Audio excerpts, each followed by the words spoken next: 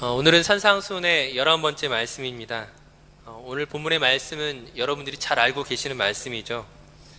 많은 사람들이 넓고 편한 길을 찾지만 그 길의 끝은 사망이요 멸망이라고 말하고 있습니다. 믿음의 사람들은 편한 길이 아니라 믿음의 길을 걸어야 하고, 그 길이 힘들고 어려울지라도 그 마지막은 생명으로 인도하는 길임을 선포하고 있습니다. 우리가 이 말씀을 잘 알고 있고 또 이에 동의하고 또한 따라가기를 원할 것입니다. 그렇다면 구체적으로 우리가 어떠한 삶을 살아가는 것이 좁은 길을 걸어가는 것이겠습니까? 세상 많은 사람들이 원하는 길을 역으로 거슬러 올라가면 좁은 길일까요? 세상 사람들이 원하는 것이 무엇이었습니까? 부자가 되기를 원하고, 건강하기를 원하고, 많은 사람들로부터 인정과 칭찬, 즉 명예를 얻기 원할 것입니다. 만약 우리 믿는 사람들이 이러한 것을 거슬러 올라간다는 것이 마치 가난한 자가 되어야 되고, 몸의 건강을 신경 쓰지 않아야 되고, 사람들로부터 숨겨지는 것이라면 막상 그것은 인간의 본성과는 맞지 않는 일일 것입니다. 즉 부와 건강, 명예 그 자체가 잘못된 것이 아니라는 거죠. 그것은 인간의 당연한 본성이고 욕구입니다. 우리의 생존을 위하여, 그리고 더 나은 삶을 향한 자연스러운 반응이라는 것이죠. 다만 문제가 되는 것이 무엇이겠습니까? 이런 부와 건강과 명예를 얻는 그 과정 속에서 정당하지 못한 방법을 사용할 때 문제가 되는 것이죠. 이것은 단지 법을 잘 지키지 않는다, 이 정도 차원을 이야기하는 것이 아니라 하나님께서 세상을 창조하신 그 목적과 순리에 따르지 않는 것을 말하는 것입니다. 하나님께서 세상을 만드시고 무엇이라고 말씀하십니까?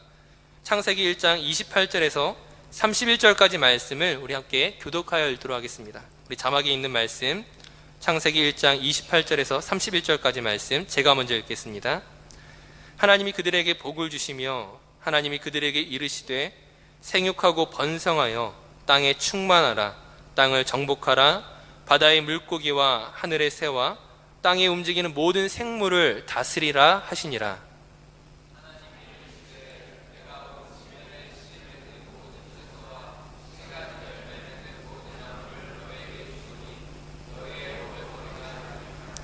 또 땅의 모든 짐승과 하늘의 모든 새와 생명이 있어 땅에 기는 모든 것에게는 내가 모든 풀을 먹을거리로 주노라 하시니 그대로 되니라.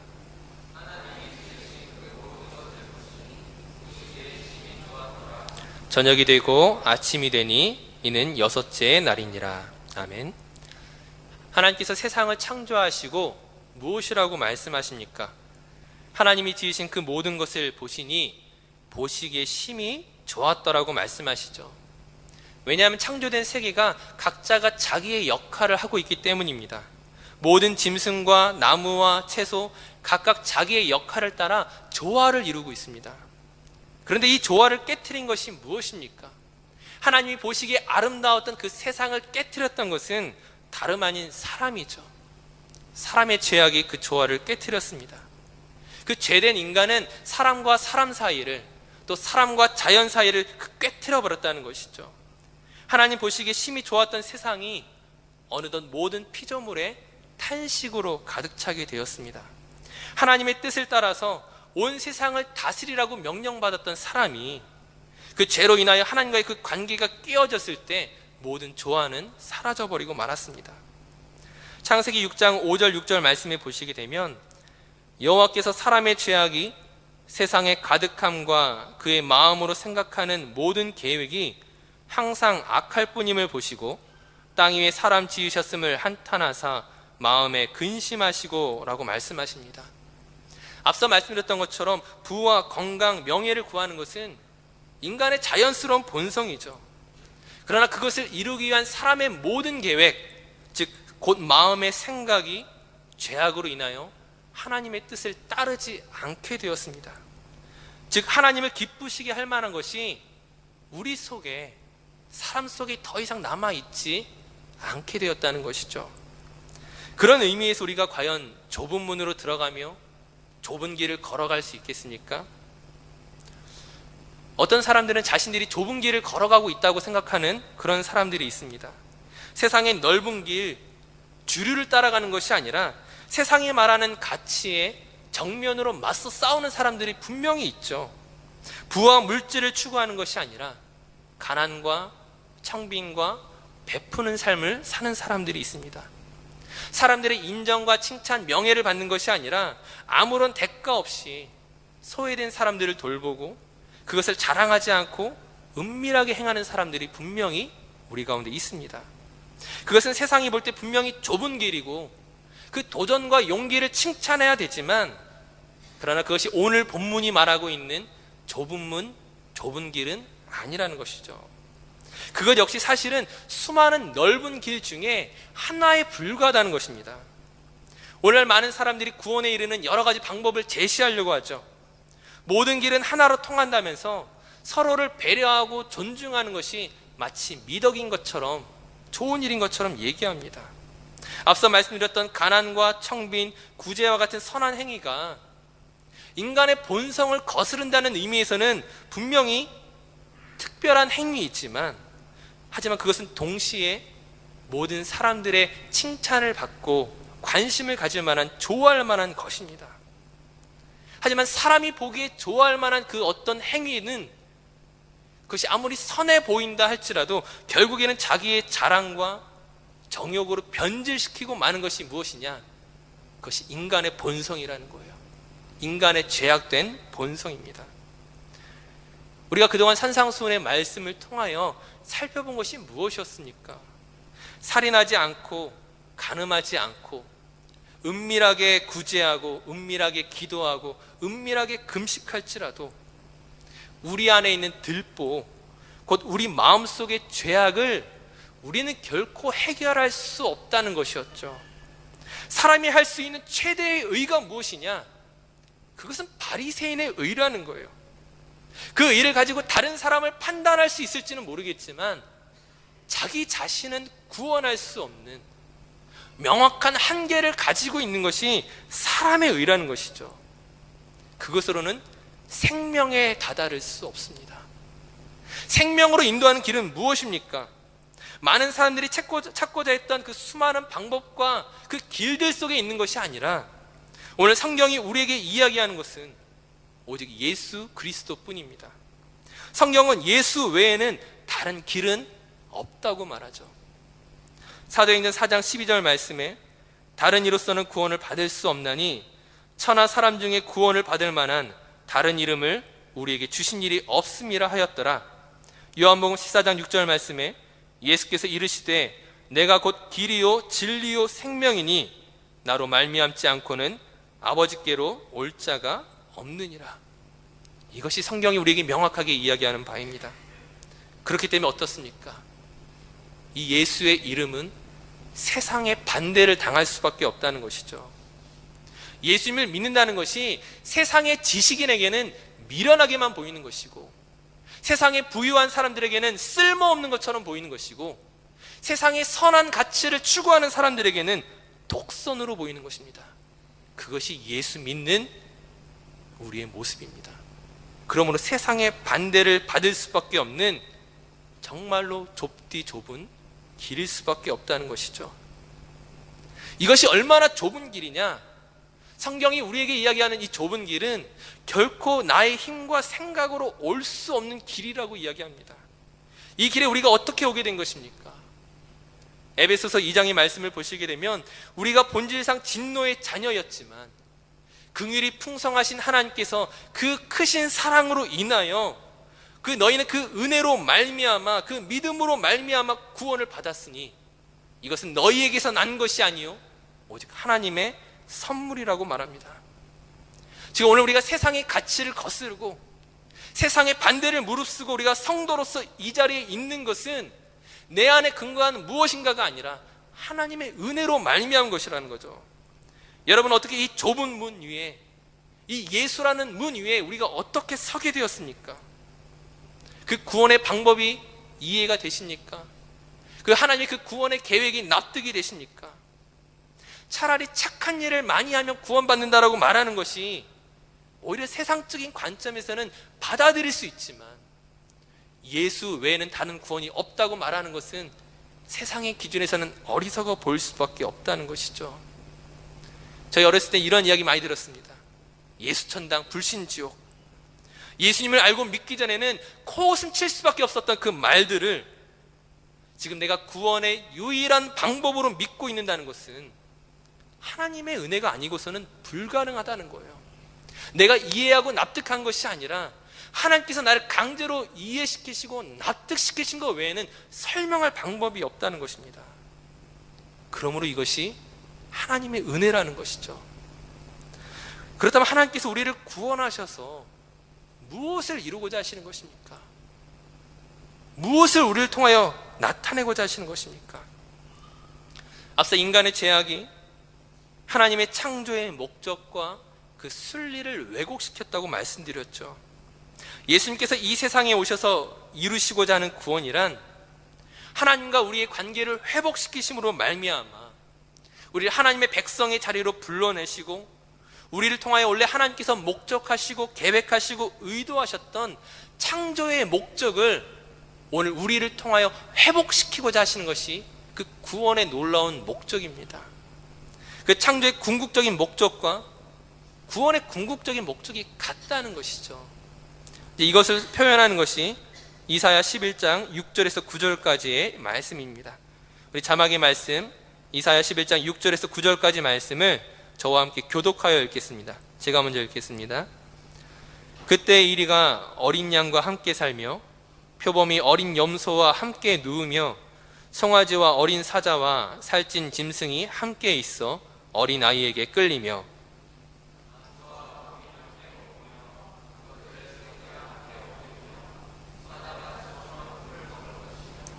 젖 먹는 아이가 독사의 구멍에서 장난하며 젖된 어린 아이가 독사의 굴에 손을 넣을 것이라.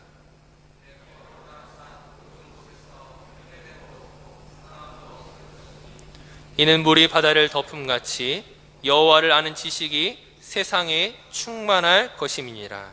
아멘. 하나님께서 예수 그리스도를 통하여 우리를 구원하시고 어떤 자리로 인도하십니까? 예수로 부르심을 받은 우리가 가야 할 곳이 어디냐는 것이죠.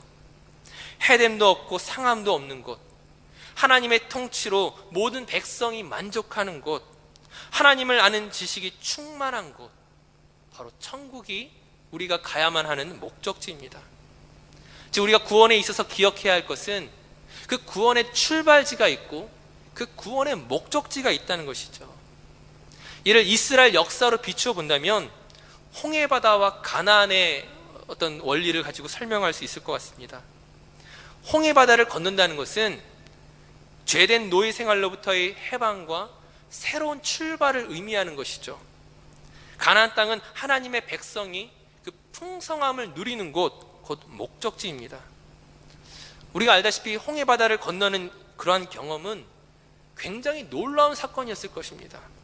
이스라엘 백성들이 마른 땅을 밟으면서 그 바다를 지나갈 때에, 그리고 자신들을 학대하였던 그 애굽의 병거와 그 병사들이 그 홍해바다 속에 수장되는 것을 보면서 그 구원의 감격과 기쁨을 노래하였을 것입니다. 하지만 하나님의 목적이 단지 이스라엘 백성을 애굽에서 나오게 하는 출애굽이 전부가 아니라는 것이죠. 출애굽은 가나안에 들어가기 위한 전제 조건입니다. 가나안에 들어갈 때 비로소 그 구원이 완성되는 것이죠.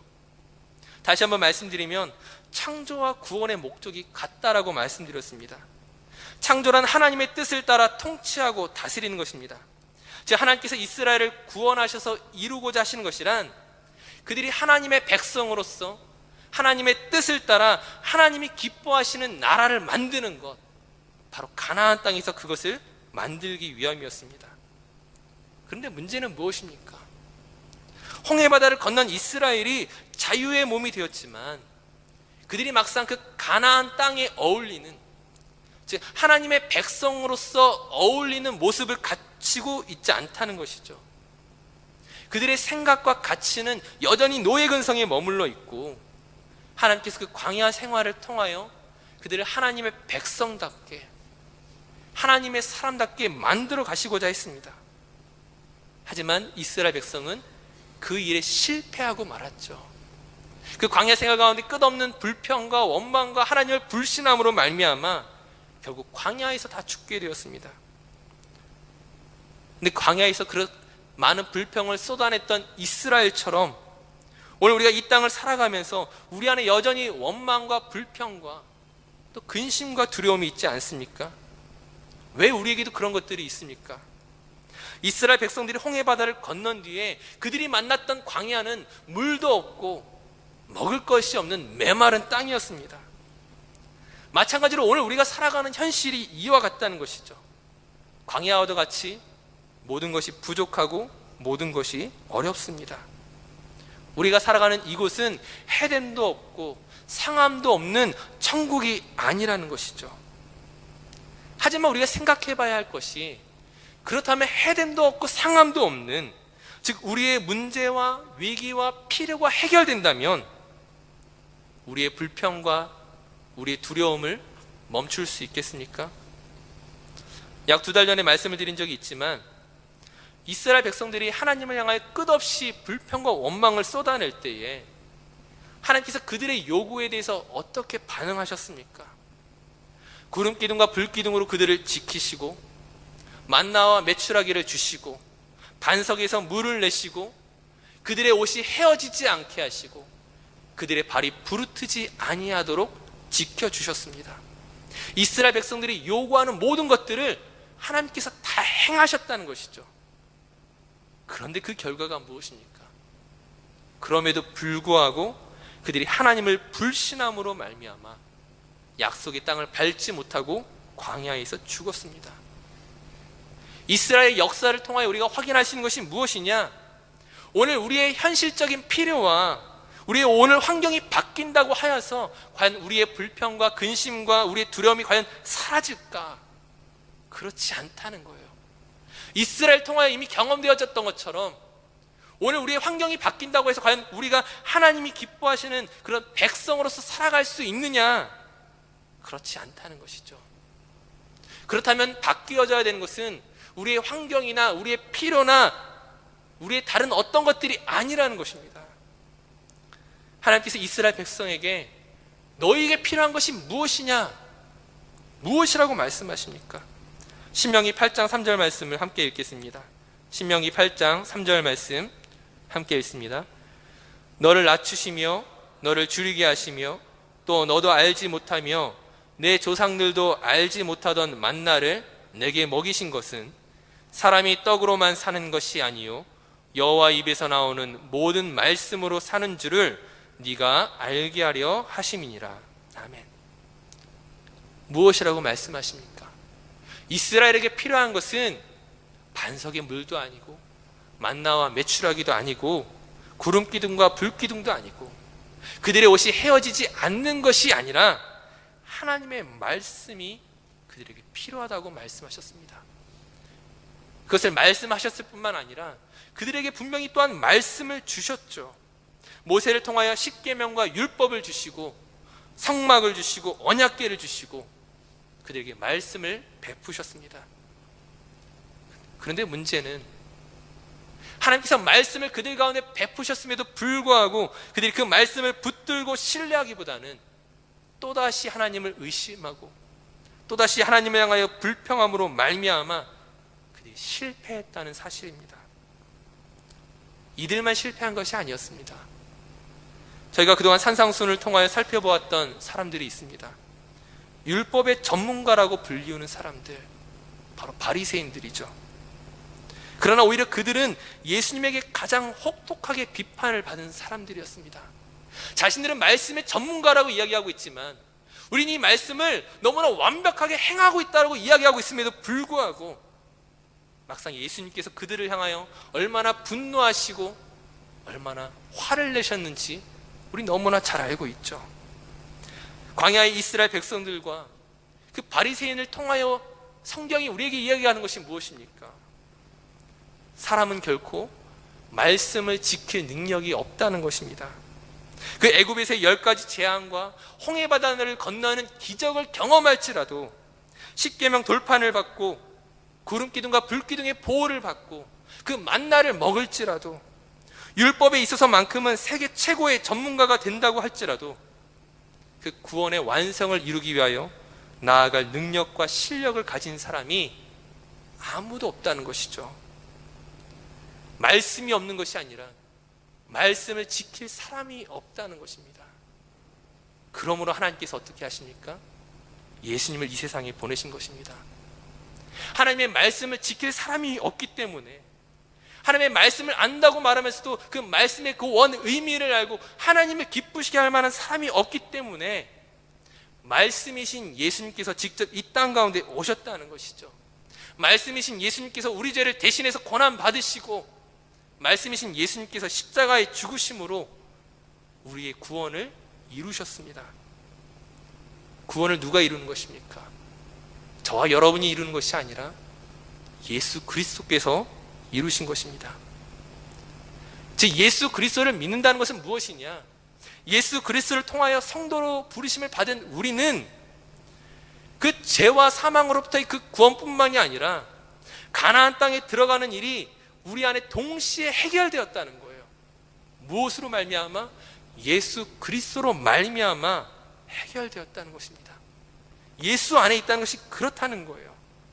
물론 우리가 이 땅의 현실을 살아가면서 그 광야의 이스라엘 백성들처럼 때로는 하나님을 원망하고 불평하고 근심하고 그 두려움 속에서 살아가기도 하지만, 그러나 그것으로 말미암아 우리의 구원이 취소되거나 오늘 우리가 하나님의 그 구원의 능력과 역사에 떨어지지 않는다는 거예요. 왜냐하면 예수 그리스도 때문입니다. 이 말씀은 무슨 일이 있어도 우리가 천국에 들어갈 테니까 이 세상에서 어떻게 살아도 괜찮다, 네 마음대로 살아도 괜찮다, 이것을 말하는 것이 아닙니다. 예수 그리스도 안에 있다는 것은 우리를 위한 구원이 얼마나 놀라운 것인가를 생각해 보라는 것이죠. 홍해를 가른 것보다 더 큰 하나님의 은혜와 기적 속에 오늘 우리가 이 자리에 있게 되었다는 것입니다. 하나님께서 그 아들을 십자가에 못 박으심으로, 우리를 대신해 죽으심으로 우리에게 허락된 구원은 이스라엘 민족이 경험하였던 그 기적과 비교할 수 없다는 거예요. 그들은 그 모든 기적에도 불구하고 실패하였지만 오늘 우리가 경험한 기적은 그들과 비교할 수 없는 그 구원의 완성을 향하여 우리를 끌고 가시는 하나님의 능력이요, 하나님의 약속으로 이루어진 특별한 구원이라는 사실입니다. 단지 우리가 노예 생활로부터, 우리의 죄된 것으로부터 단지 자유하기 위해서 예수님이 십자가 지신 것이 아닙니다. 우리를 구원해 내시고 우리를 하나님의 아들로 딸로, 하나님의 자녀라는 그 복된 자리로 우리를 부르시고 이끌어 가시는 놀라운 하나님의 은혜임을 우리가 기억해야 된다는 거예요. 그 은혜를 우리가 바로 알면, 그 하나님의 놀라운 은혜를 우리가 제대로 경험하면 오늘 우리의 입술은 불평이 아니라 감사가 나올 수밖에 없다는 것이죠. 원망이 아닌 찬송이 열릴 수밖에 없고 두려움이 아닌 소망이 열릴 수밖에 없다는 것입니다. 어떻게 하면요? 예수 그리스도를 내가 제대로 만나면. 사랑하는 성도님들, 하나님께서 우리를 좁은 길로 부르셨습니다. 앞서 말씀드렸던 것처럼 세상의 칭찬을 받을 수 없는, 세상의 갈채를 받을 수 없는 정말 좁은 길입니다. 하지만 그 길의 끝에는 영원한 생명과 기쁨이 있음을 기억하시기 바랍니다. 우리에게 주어진 그 구원의 진정한 가치와 예수 그리스도 안에서 허락된 그 하나님의 창조와 구원의 목적을 오늘 저와 여러분을 통하여 이루실 것을 알기에 오늘도 그 놀라운 하나님의 은혜에 대하여 감사함으로 고백할 수 있는 모든 믿음의 성도님들 되시기를 간절히 축원합니다. 기도하시겠습니다.